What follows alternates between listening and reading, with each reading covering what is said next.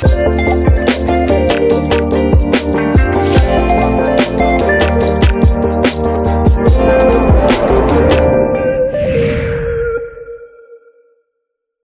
evening, Nigeria, and welcome. Of course, this is Connect, your family live show on Spectrum Television. Today is gonna be a good day, tan tan.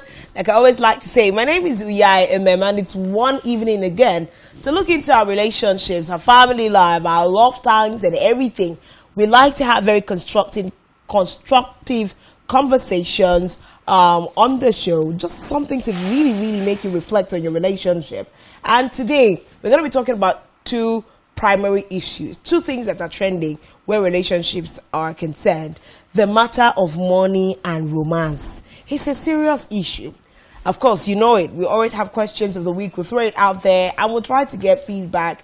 The way we'd like to get feedback from you today is to take advantage of our social media handles, which all you can find at spectrumtvlive.ng. So get on Instagram. You will see our question of the week design. Please go under that and comment. Give us your reaction on the question of the week. Take a quick breather. When we return, we'll be showing you our question of the week and delving right into the responses that we have for today. As you know, I never come alone, so I will introduce my guest and my talk partner this evening to you. So just stay tuned in a moment.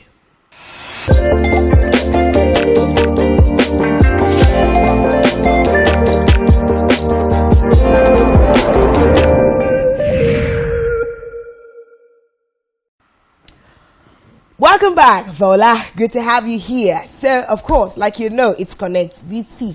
Call your neighbors. Come closer to your TV. You know that this is your favorite show on Spectrum Television. But let's get to our question of the week. And I'm going to introduce my talkmate for this particular conversation. And I brought you a single lady. And the way she squeezed her face. Adeshola is her name. Adeshola, good to have you on my show today. Thank you. Thank you for having me. Yes, I'm single. I'm proud to be single. You're proud to be single. Please be satisfied that you're single. Yeah, very satisfied. I will even go there. When was the last time you were in a relationship? Let's not go there, please. When was the last time?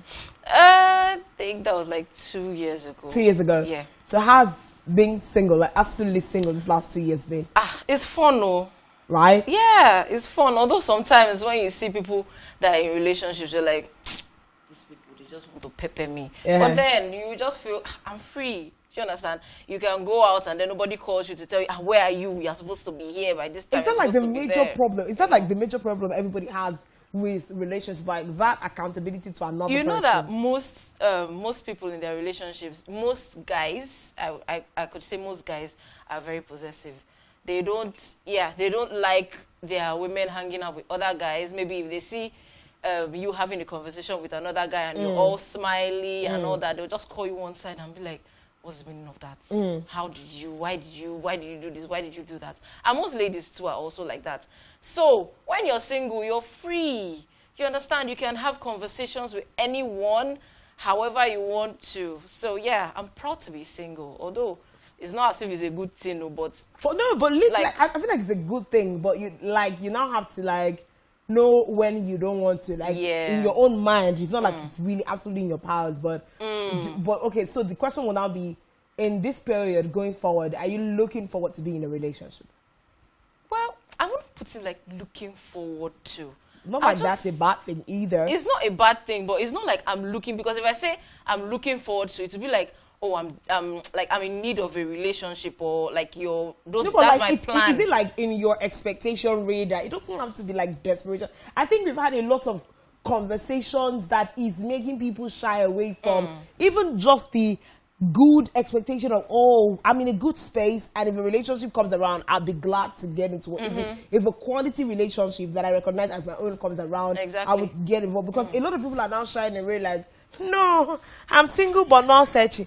I don't understand that vibe. I think the social media conversations around relationships is getting people confused. Well, I think maybe they don't know how to define it. Right. They don't know how to define the level they are in.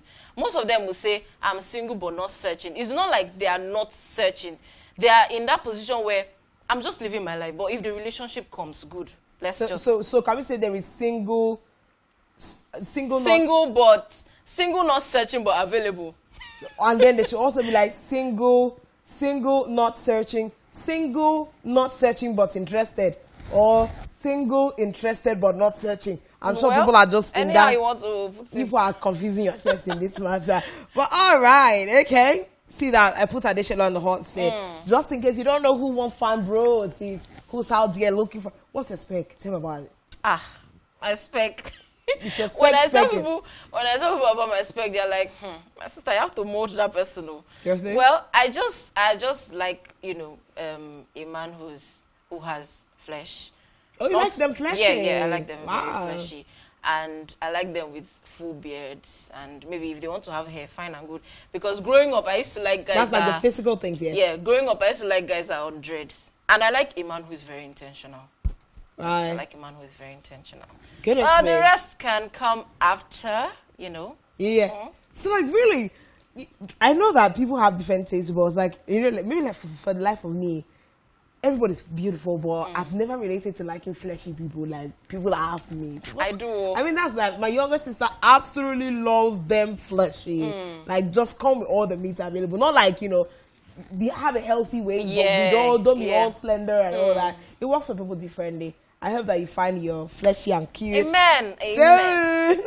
All right, so let's get to our question of the week, because this matter is very serious today. Of course, we also have a video of the week that we'll be bringing for you today, and we'll be sharing in the matter. So today we're talking money matters, and our question of the week is: should wives submit their salaries to their husbands? That's question 1. Question 2 says, must we have a joint account? Of course, the question of the week design is going to be on your screens right now. You will see it so that you can relate. Remember, I said to answer this question for this week, please head on to our social media handles. You would see this particular design in the comment section. Please answer the question of the week.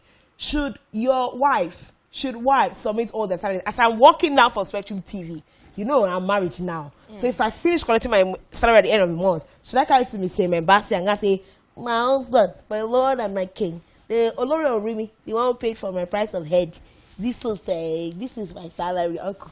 And I give it to you, everything. Do you want your wife to submit all her salary to you, and then you are now the one who gives her percent, percent by percent, anything she wants? We'll play your video. All your breath is coming. The second question is: should we all run a joint account in our families? This is a question that we're asking today. So, Adeshola, I'm going to take your reaction. Okay. I know that I think part of the most effective ways to prepare for marriage is to have these conversations with yourself. I know the things you would accept and things you would not accept when you eventually get there, so that you're not lost in all this. So what's your take? On which one exactly? Both of them, but you can start anywhere.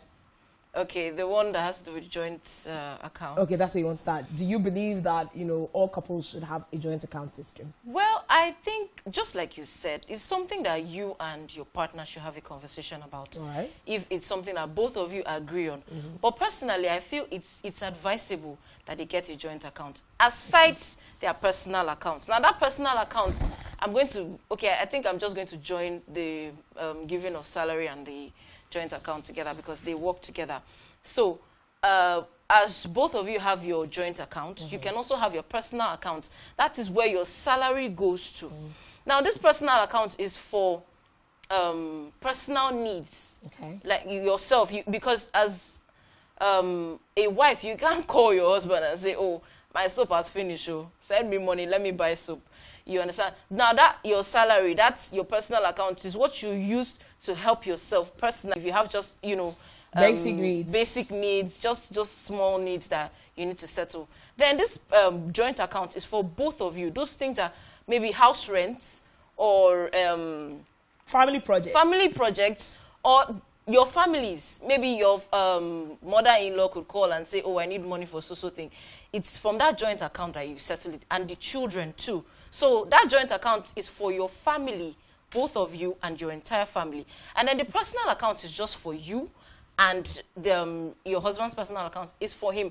But if you decide that you don't want to have personal accounts, you just want to do joint account, good and fine. But I'd advise that while you have your joint account, also have your personal account Okay. to settle your personal needs. Personal needs. Yeah. So if I get you right, what you're saying is that yes, every family can have a joint account. Yes. But you're saying in this joint account, we should not put all our monies in there. Exactly. So we should vote a percentage of each of our income that we want to put in the joint account. So let's say 20% of my salary every month goes to the family joint account that we now use for any kind of family project that we may decide. Yeah. Do you think that the percentage that both the husband and wife put into the joint account should be the same?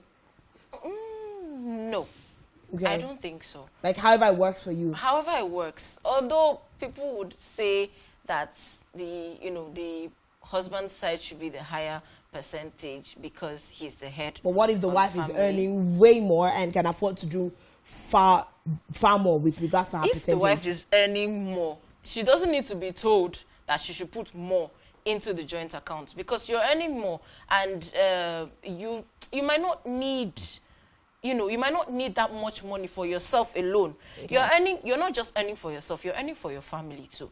So if you're going to, and definitely as a married woman, your family should be your priority. Okay. Some Your- people don't your even immediate nuclear family now. exactly You mean, right? your immediate family should be your priority. So you should decide, you should definitely make that decision to have a higher percentage of your income into the joint account.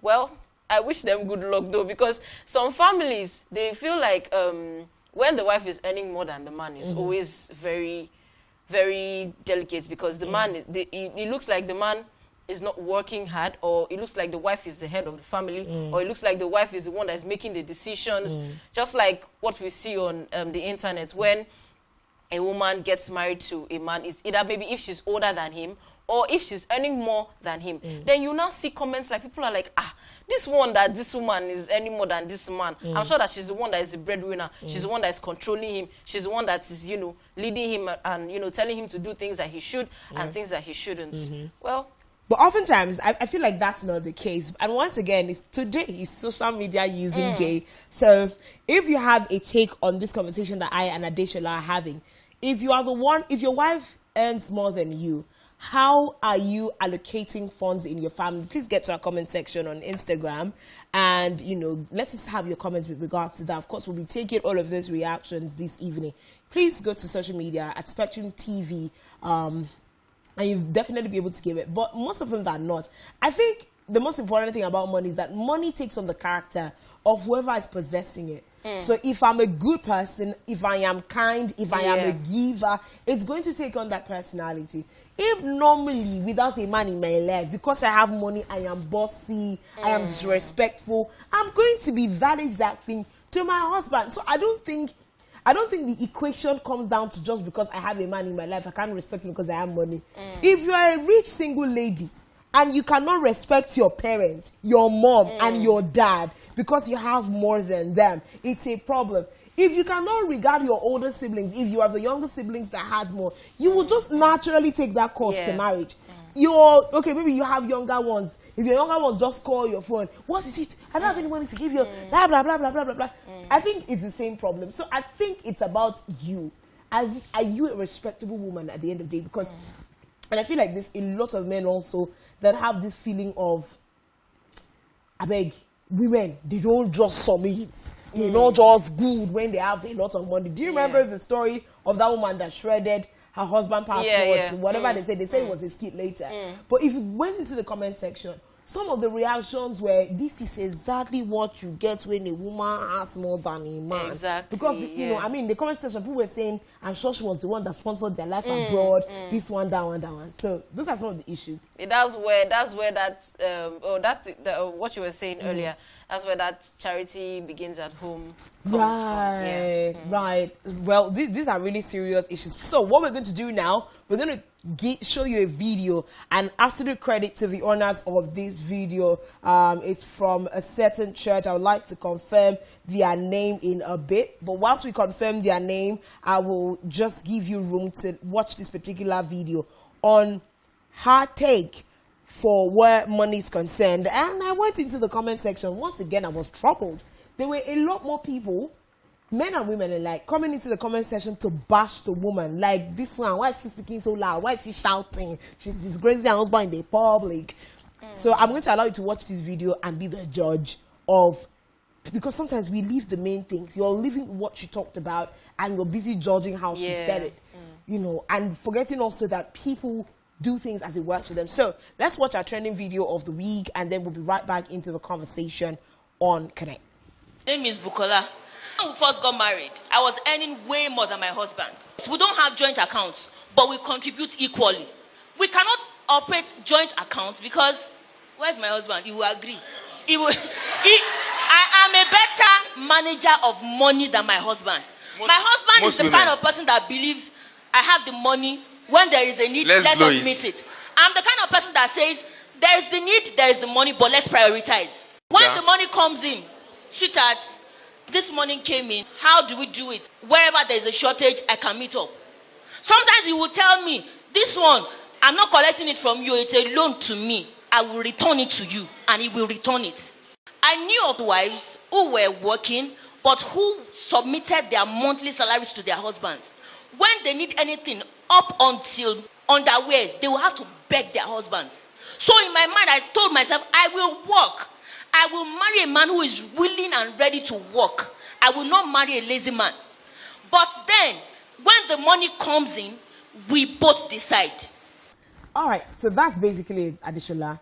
That's what the video is saying. You're seeing the woman say that in her own family, why she is the financial manager is because her husband is quote and unquote a spendthrift. So like, I mean, she's like, if my husband just sees money and then something that he's like, let's spend it, you're gonna make. Unfortunately, I feel like myself and my husband are in that same boat. Like we are the people that, this money is available, and this is what we need. All right, let's go. We're gonna make money. And so because I've noticed that myself and my husband are the same, we have the same financial framings. I'm now trying to take the responsibility to make sure that, okay, this money, this is what we are using it for. Because on the flip side, I also have the ability, maybe it's just a woman's thing, I also have the ability to say, okay, this money, I set this aside for this, and I'm not using it for anything other than that. But apart from that, when I'm of the class that says, okay, oh, this money, let's spend it now. I mean, I'm like, because of my background also, I learned not to allow money to rule over me. So I come from a family that I see people easily irritated once they don't have money. They're gonna be vexing, emotions gonna be everywhere. I told myself since when I was a teenager, I say money will not have rule over me. Whether I have money or not, my joy tometer, it stays the same. So I'm excited when I have money, I'm excited when I don't have money. So I don't like that kind of meaning on finances. So that I think that also informed my culture of if I see money, I use it. If I don't see it, I don't worry myself. So in this case now, so as I was saying before we introduced the video, we're talking about the fact a lot of people were reacting to her tone as to how she spoke, that she disregarded her husband. Someone even said in the comment section, imagine she called her husband, hey, where's my husband's self? But what are your thoughts generally? Well, I saw the video and I think her tone is actually questionable. You know, there's a you have a problem with that too? Yes, I actually have a problem with that. There's a way, I don't know, growing up, I've always had this, and it's not like I learned it from home, but I've just always had this in my heart that as a woman, when you are talking to your partner or talking about your partner outside, no matter how, even if what the person did to you is good or bad, you should learn to control your emotions. Like you should learn to control your tone, because there's a way you communicate something to someone and the person would take it depending on the tone that you present it. You could tell someone, oh, you dirtied my house, or you came into my house and you dirtied the place, and then I want you to come and clean it or something. Why did you do something like that?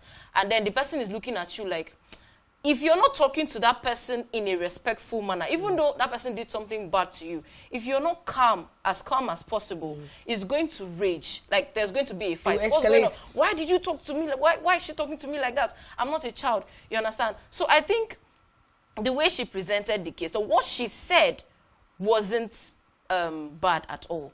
But the way she presented it, which one is, where is my husband self? You know, because my husband is this kind of person. No. Even if you want to present a case about your partner, and I think this thing is actually I'm even shocked that it's coming from a lady, because it's most men that actually do that. Okay. There are some situations where some men disrespect their wives outside, not even like in public where people are watching. You know, they don't know how to talk to them. Maybe your wife spills something. Like, why did you do this? You're very clumsy and all that. But don't you think that it was because she was passionate about her subject of conversation? Because I personally don't feel she meant any disrespect to her husband. She was just like, you know, this is how it works for us. And I feel she was saying, you can even confirm from my husband that this is how it is because of X, Y, Z. You know that there are some things that you do without knowing. Okay. I know that her intention was just to communicate what was going on.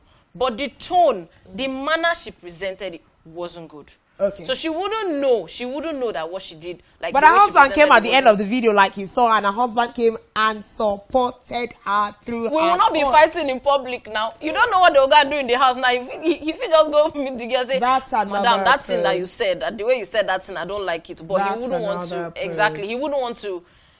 That is even to show that probably the man is even the very mature one in the the relationship. He might not want to cause anything during that event, but after that they might go home and maybe inside the car, and then he tells her, the way you said this thing, I didn't like it. I personally didn't take offense at how she delivered her message. I listened to the most important part, but this is Adeshola's take on the issue. We're going to be having married couple give us their perspective of this particular issue also, and several issues.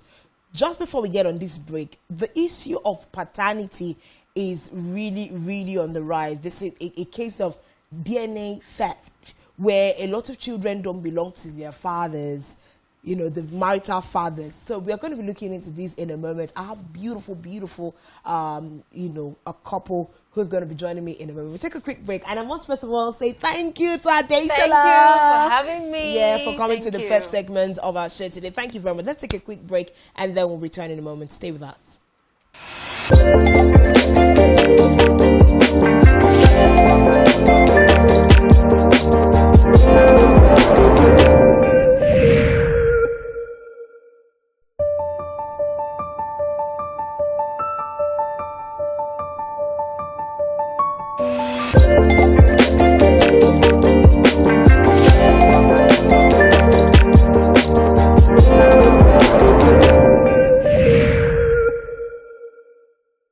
Welcome back, and thanks for joining us. Of course, it's Still Connect, the family live show on Spectrum Television this evening. I told you I don't like to talk on my own. I already brought you Adeshola, and I promised you a sweet, sweet couple. This month of September is strictly for couples. We'll be talking serious matters, digging it out. I have the honor of stressing to lovely couples on this winding road.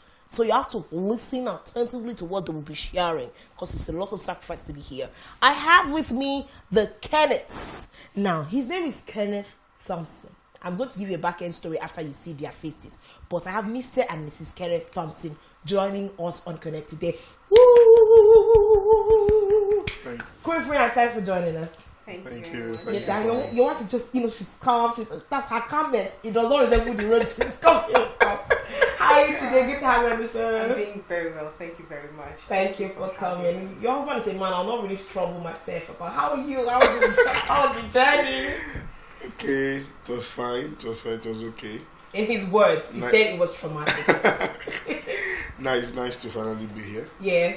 Okay, so I'm going to go to the back end of the conversation that I pulled on your introduction. I'm seeing that our generation, we're beginning to have this confusion as to whether we should keep up with our family names or we should now start with our husband's name. For instance, so technically, my name is meant to be Uyai Basi because that's my husband's family name, but I'm taking on my husband's first name. So in doing the design for this program, we had initially put the Thompsons, and then they say, no, we should go with the Kenneth. So my question is, why are we doing that to our forebears?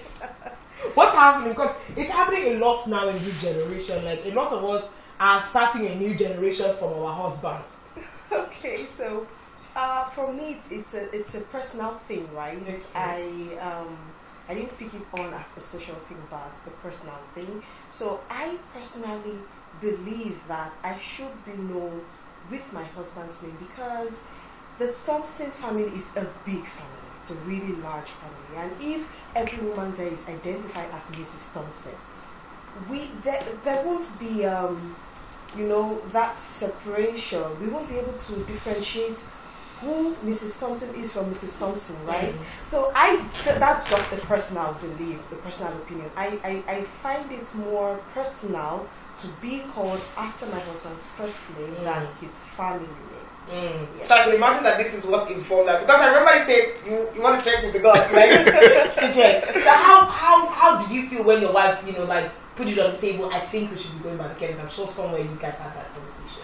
Okay, it wasn't a singular decision. It was more or less like a unanimous decision, right? Because like she said, the Thompsons have been there for a long time. Okay, so more or less, okay, this is ours. We are starting our home. We are starting our family. So it is imperative for us to be identified as this, right? So by extension, you still know that these guys are the Thompsons, right? But then, how do we identify which Thompson away from which Thompson? So I have a brother. His name is Dominic Thompson, right? I have another brother, Killian Thompson.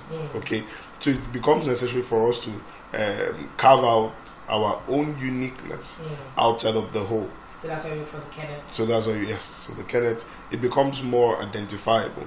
If we say Thompson, the next question can go, which of the Thompsons?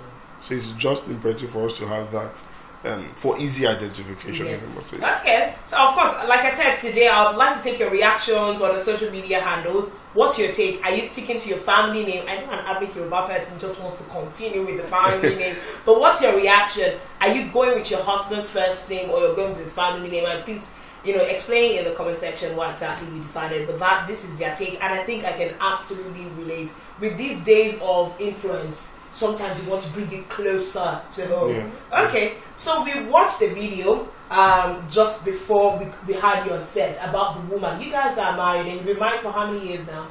5 years. 5 years. Almost 5 years now. Okay. I know I'm married very early, right? You married early bracket. Yeah. As early as what, 20s? Into the 6th. 26th? Yes. Like you married when you were like 26? Yes.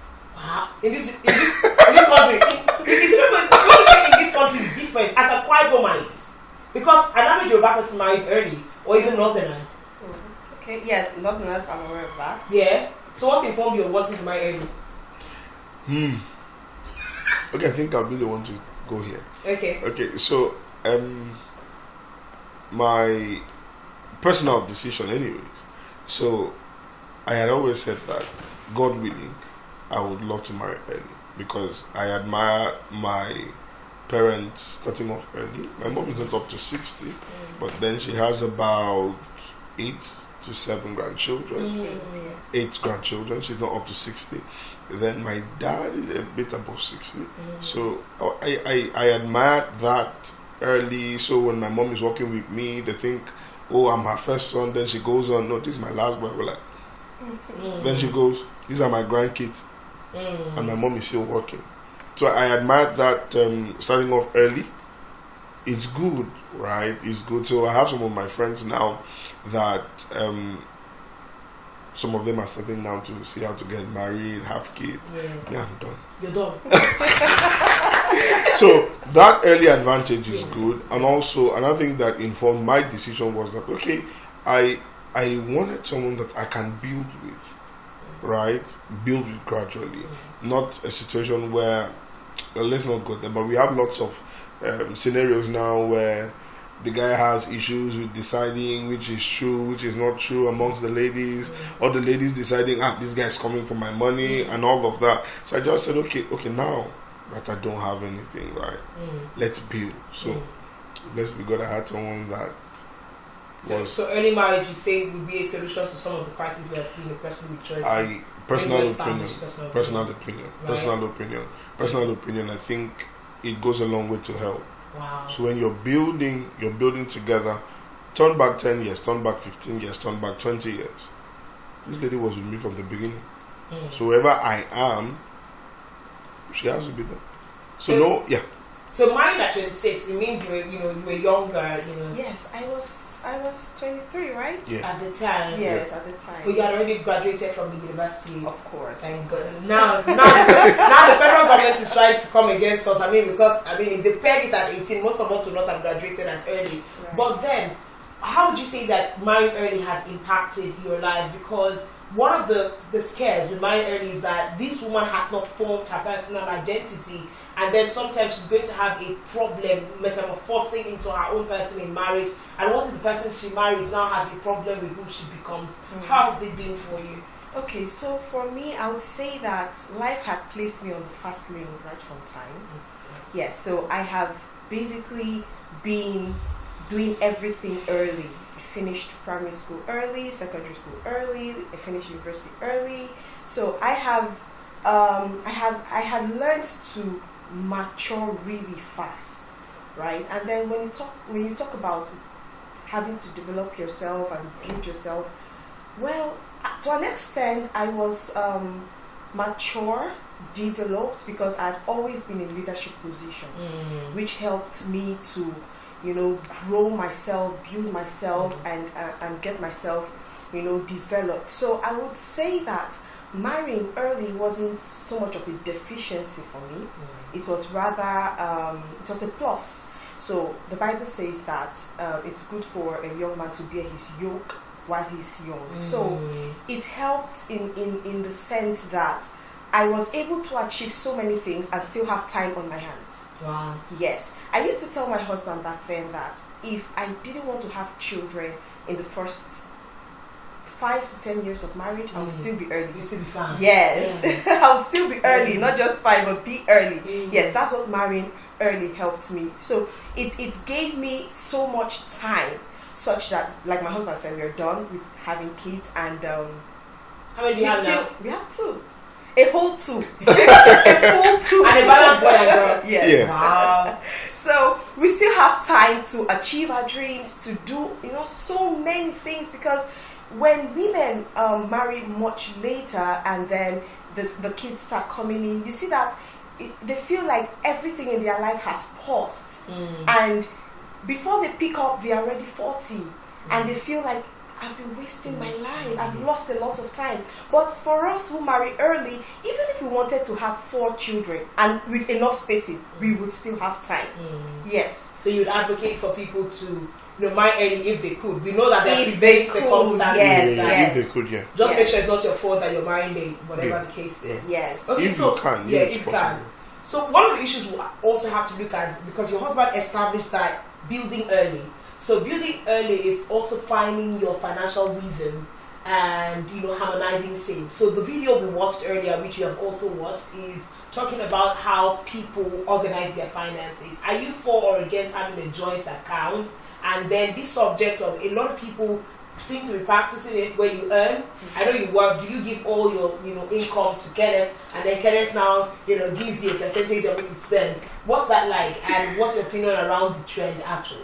Okay, so if that's still happening in this 21st century, then it's questionable. One of the comments I read.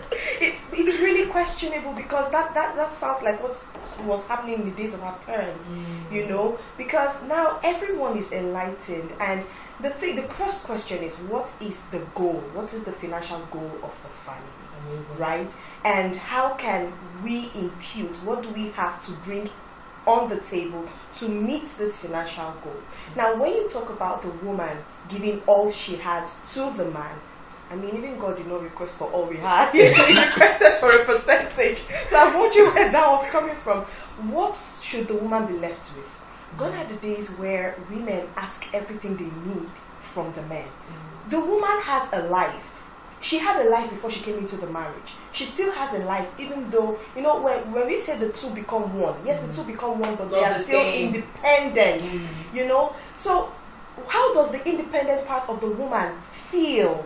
Or how does the independent part of the woman thrive when she has to submit all the money to the man? So okay, now submitting all the money to the man and having a joint account. Let me talk about the joint account part. I feel that there is no one fits size all for questions like this, right? You should work with what works for you as long as it meets the financial goal. That's why I started by asking, what is the financial goal of the family. Amazing. Now, every family should have a budget. Every family should have a goal. Every family should have a financial vision where they are going, where they hope to be in certain months, years, you know. And then we live in a world where everyone is contributing to the family. I don't think we should still be having the conversation of the man work and the woman maybe cooks or nurtures. Everyone nurtures, everyone works, everyone provides, everyone contributes, right? Now, the both of them should have a percentage where they bring together, contribute for the family, and to meet their family goals, to meet the financial goals. Wow. Yes. Makes a lot of sense. So Kenneth, I'll come to you from the man's perspective. A lot of African men see that as submission. Like my wife bringing everything she earns to my feet and submitting, and then I give her what to spend. Some African men are seeing it as, oh, my wife is submitted to me. Like the video that we watched, a lot of people were reacting that she was rude, you know, in airing her opinion. What's your take on this issue? What would your advice to African men be? I think they're the one that issue. Okay, so most people, right? Okay, let me say that most men, for example, if you are the kind of man that is insecure, right? Maybe you could still hang on to that kind of principle. Now, the world has evolved. I think to a greater extent, marriage has equally evolved. Wow. Right? Marriage has equally evolved. So what that means is that if at this time you still expect your wife to get her salary and bring it all to you, I think you're way behind. Because you must understand that your wife is also an individual, right, that has her own individual needs. Even if you can meet the needs as the husband, right, it is still important for her to have her own money. So the aspect of having a joint account is important, because from there you can have how to meet your family needs, there are certain things you can both do as a family. So you say, okay, so like what I and my wife did was that, okay, so I earn this much, you earn this much. So let's say I bring in 60, you bring in 40. I bring in 60, you bring in 40. To a corporate account. To a corporate account. Now, you retain whatever you need for whatever you do. Just take, for example, she wants to spring up a surprise for you. Does she have to pull it out from the joint account? No. You want to pull out a surprise for her. When you pull that from, so whatever she retains is for her. She has her needs. She might want to do anything, unless you're the kind of husband that says, "Oh, I am your A to Z. I am your Alpha Omega." Even that doesn't work. So do not. I don't think it's proper to say, okay, bring all your salary, submit it to me. I am your husband. I am the head of. For you to even say I am the head of the family, it's indicative of the fact that you don't even know who you are. You don't even know who you are. Yeah, you don't. We can insecurity. Yeah, we can doubt your leadership as. So something your wife brought up was the aspect of having a financial goal. I don't think these are things that we discuss. I know businesses like have financial goals, you know, but how do families create financial goals? How does that work? Families. As a family, it's even important to have a family vision. We have a family vision. Under your family vision, there are other derivatives, right? There are other things that we can get. Let's say sub-visions, right, or sub-goals. From there, you can have family goals. You can have financial goals. You can have all kinds of. So if you look at our wall, for example, we have loads of things that guide the family. On your wall where you can see it. Exactly. So you see that most people just feel that you just hop into marriage, hop into family life, and just do the things the way you want to do it, but it's not so, right? So having a financial goal as a family is important. Likewise, having a family vision. So under your family vision, you said, okay, for our financial goal as a family, we even have a health goal. Yeah. If you have a health goal, why should you have a financial goal? You need to know where we are going to, what are the investments we are doing. There are some investments that I do, and I tell my wife, okay, so because I'm doing this investment, don't come here, you go somewhere else. So let's diversify. All right, so you can say, okay, so we want to target having this amount of money at so and so time. Let's see how we can work towards it. So, okay, how much do you make? This is how much I make cumulatively. I'll bring in this quarter. You will bring in this quarter, and let's see what we can achieve. Having a financial goal to run the family, to sustain the family, becomes very important in our day and time, right? So it will. Is still in lieu of that, or in view of that, so it would be inappropriate for a husband to tell the wife, because as much as we have a corporate financial family goal, you should also have a personal financial family goal as the wife and as the husband.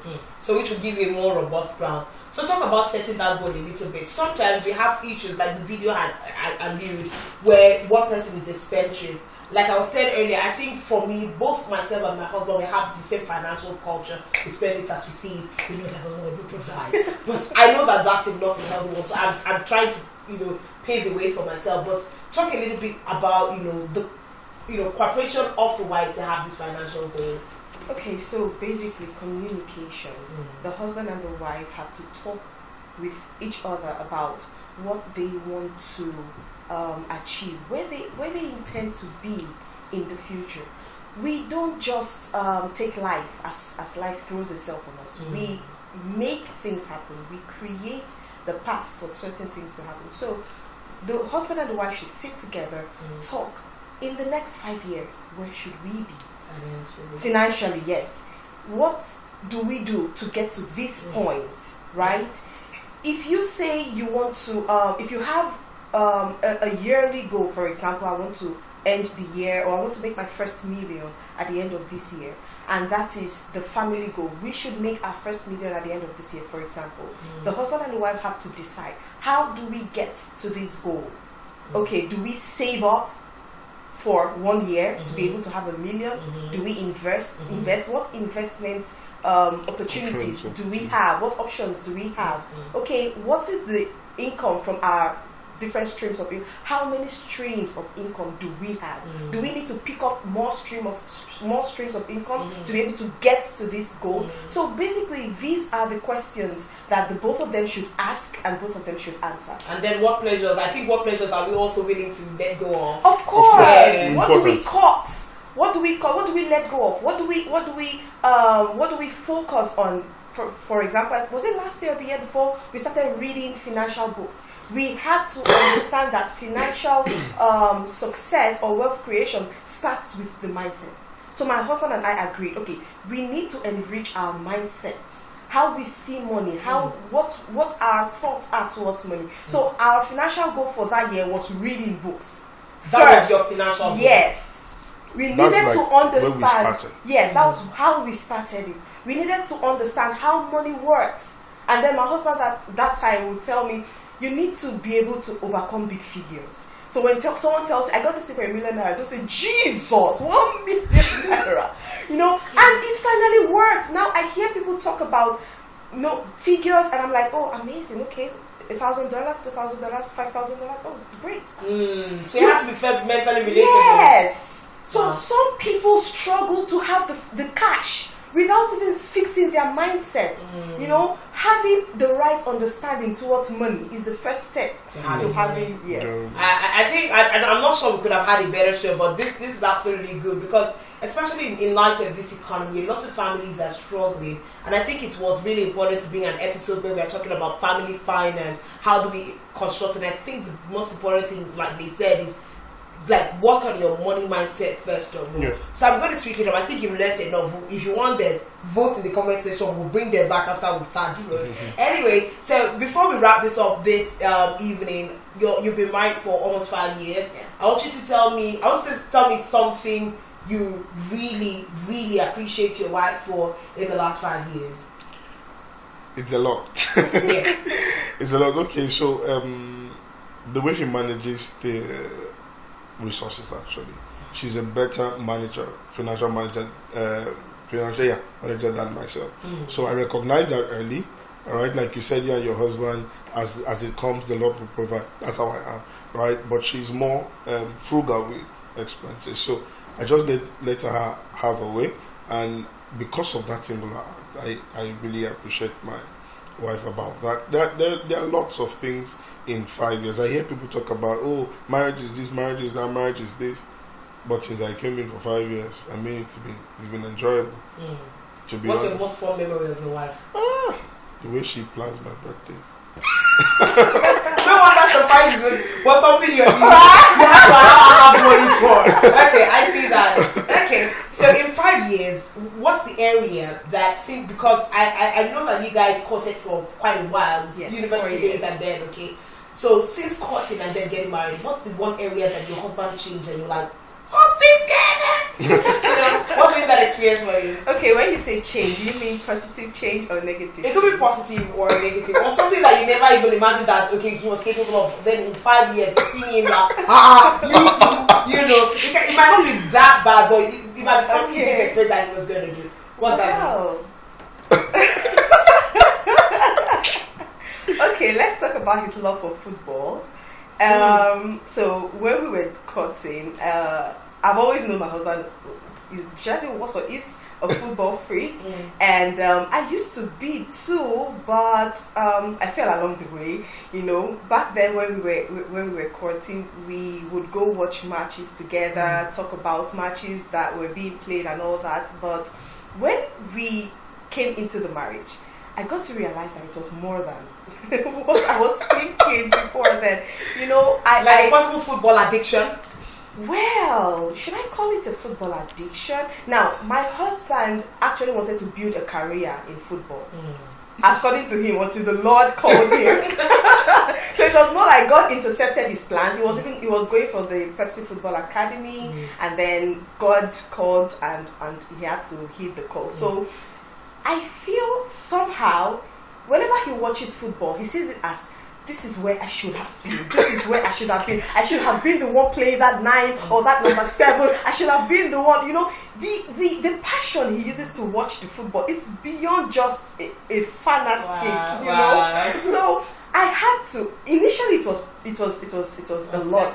Yes, it was unsettling for me, and we had to have a conversation about it, yes. And then I got to understand his let me say his passion for football, and then I had to understand it, and then I told my husband the other day that whenever he tells me the timetable, the football timetable ahead of time, and that information is for me to plan, prepare my mind that I might be emotionally unavailable or physically unavailable at this period of time, so you have to, and then I just had to understand and then respect it. So whenever he tells me, we will get back tomorrow by 3:30, I'll be like, okay, tomorrow 3:30, nothing so serious is happening. Okay, I can he can be in the house, but he will be so focused on that match that any other form of discussion or anything else is a distraction. Wow. Yes. I wish we could push further in the conversation. So just in like 60 seconds or less, say something appreciative to your husband. I think that should be vice versa. So I have like 60 seconds. I have my time limited, so let's go.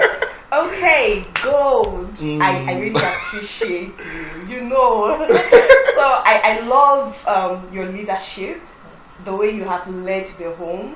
So the husband is the groom, and indeed my husband has groomed me. I love the fact that you have groomed me to become who I am today. I am definitely not the woman you married. I have metamorphosed and grown and, you know, developed and become better because of your leadership and your priesthood. So I want to use this platform to appreciate you for being a priest, a father, a loving husband, and a playmate. Most importantly. Thank you so much. All right, Kenneth, your turn. Okay, go. So it's been an amazing 5 years with you, and I appreciate the way you managed our home. I mean, I can literally travel and I know I'm at peace because I know that everything is okay. And I really appreciate you for the investments that you've done in the life of the children. It's amazing. I see the results, they pull out, I see the things they do, and I'll just tell myself, this is my wife. This is just my wife. Thank you for being there. Thank you for being supportive. Thank you for being loving. Thank you for being amazing. Thank you for loving the kids the way you do. I appreciate you. And above all, thank you for being my lover. Thank you. Okay, I'm not thank God.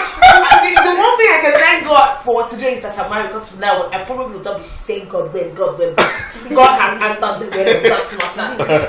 I couldn't ask for a better show today, because I believe it's been very realistic, looking at everything. And I think one thing you should also learn is to appreciate your partner for the investment they are making into your land. I really want to appreciate the Kenneths for coming on Connect today, and of course I know that they have connected several dots for us today. Thank you so much for coming on. Thank you for having us. We're excited to make it here. Yes. All right, God bless your family. Excited. God bless your families. Stay safe out there, and I do hope that you can implement the things that you have learned on the show today. Thank you so much for being a Connect, our family live show on Spectrum Television. Until we return your way, same time, same station next week. My name is Uyai MM. Enjoy the rest of your evening. Bye bye for now.